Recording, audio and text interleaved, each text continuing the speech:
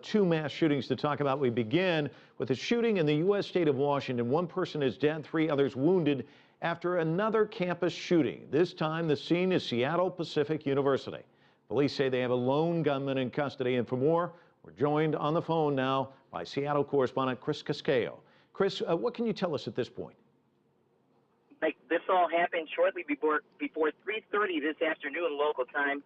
A man apparently armed with a shotgun confronted three people in the lobby of the Science and Engineering building here at Seattle Pacific University.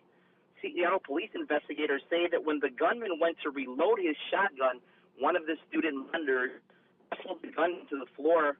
Other students actually helped subdue the shooter until police arrived. He is in police custody, but it is not known at this point whether he was a student. He is described as a Caucasian man in his 20s. Now, again, there were four confirmed victims in this shooting. All were taken to a nearby hospital, but unfortunately, one man died from his injuries, and another woman is said to be suffering from life-threatening injuries, and two more are reported to be in stable condition. Within the last hour or so, police cleared all the buildings that were on lockdown. I spoke with a witness who was taking a math test at the time of the shooting, and she described seeing blood on the walls and the floor of the lobby of the engineering building when the students were finally let out of that building. Now, tomorrow is the last day of classes here at Seattle Pacific University for the semester. Final examinations begin next week. So again, to recap, one person is dead, three are hospitalized. The suspect is in police custody. It's a tragedy for sure, but I'm sure we're going to be hearing a lot more about the heroism of those students who subdued the gunman. Mike?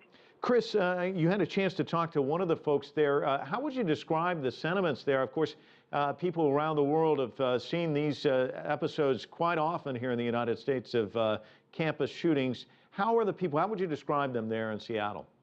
You know, they're just, a lot of the students that I saw and talked to are just in shock and disbelief, but once they saw that their fellow students and friends were safe, obviously relief came over them. A lot of hugs, a lot of tears, definitely a lot of emotion here on the scene. All right, Chris Casquejo joining us from Seattle, Washington, where there's been a shooting and one person has died as a result of that shooting. Of course, as we mentioned, there have been two mass shootings. The other one was in Moncton, Canada. We're hoping to get more details on that in just a bit.